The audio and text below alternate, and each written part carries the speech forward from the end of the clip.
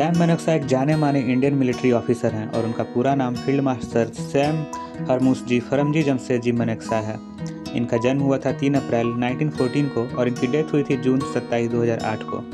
Sam मनक्सा 1971 में हुए India Pakistan वार में अपने रोल के लिए जाने जाते हैं, जिसमें एक नए देश बांग्लादेश का जन्म हुआ।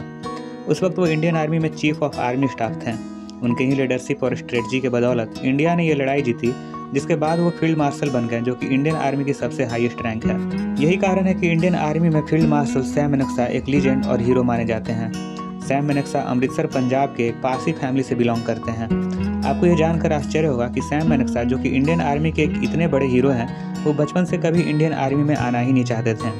वो अपने पिता की तरह डॉक्टर बनना चाहते थे। सैम 15 साल के थे जब उन्होंने अपने पिता से आगे की पढ़ाई के लिए विदेश जाने की परमिशन मांगी, लेकिन उनके पिता ने मना कर दिया।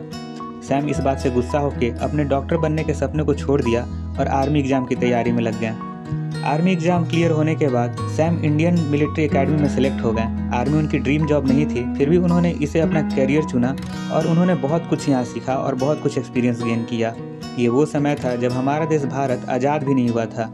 उस वक्त 1947 में वर्ल्ड वार 2 भी चल रहा था और इस लड़ाई में सैम मनक्सा भी शामिल थे और उन्होंने बहुत ही बहादुरी से लड़ाई भी लड़ी।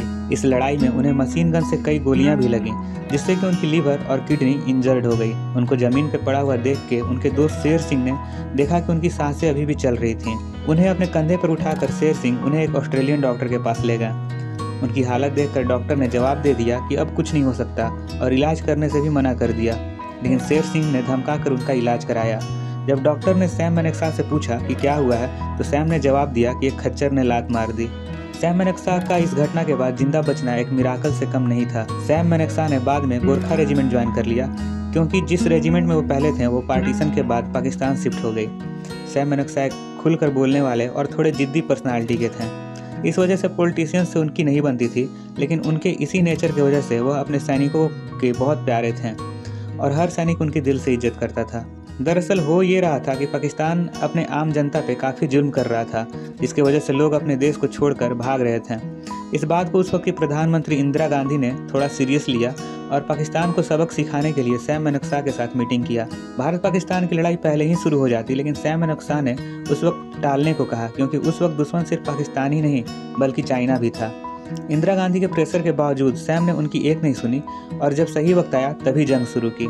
आखिर में वो समय भी आ गया जब मनक्सा के लीडरशिप के अंडर लड़ाई 3 दिसंबर 1971 को शुरू हो ही गई। भारत शुरुआत से ही इस लड़ाई में आगे चल रहा था।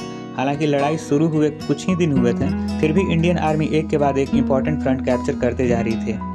मनक्सा समझ गए कि अगर लड़ाई ज़्यादा दिन चली तो दिक्कत हो जाएगी, इसलिए उन्होंने 7 साइंस ऑफ पावर का इस्तेमाल किया और जानबूझ के पाकिस्तान को ये दिखाना शुरू किया कि हम हर फील्ड में उनसे आगे हैं। ऐसा करने से हार से पहले ही पाकिस्तानी आर्मी का मनोबल पूरी तरह टूट गया और आखिरकार पाकिस्तान ने इंडिया के आगे 16 दिसंबर 1971 को सरेंडर कर ही दिया, यानी कि जंग के 13 दिन बाद ही।